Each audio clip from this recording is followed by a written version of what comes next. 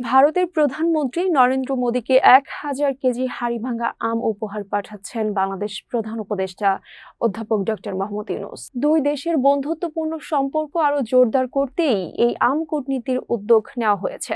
Bangladesh high commission সূত্রে জানা গেছে, উপহারে এই আম আগামী ১৫ জুলাই নয়াদিল্লিতে পৌঁছাবে।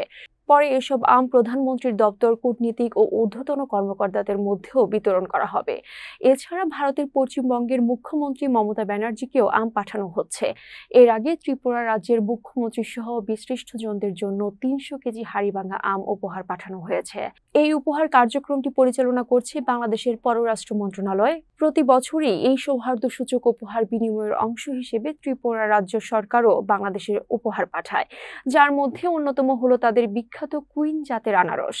আম কূটনীতি হিসেবে পরিচিত এই প্রথা এখনো দুই দেশের সৌহার্দ্য ও শুভেচ্ছার প্রতীক হিসেবে বিবেচিত হচ্ছে।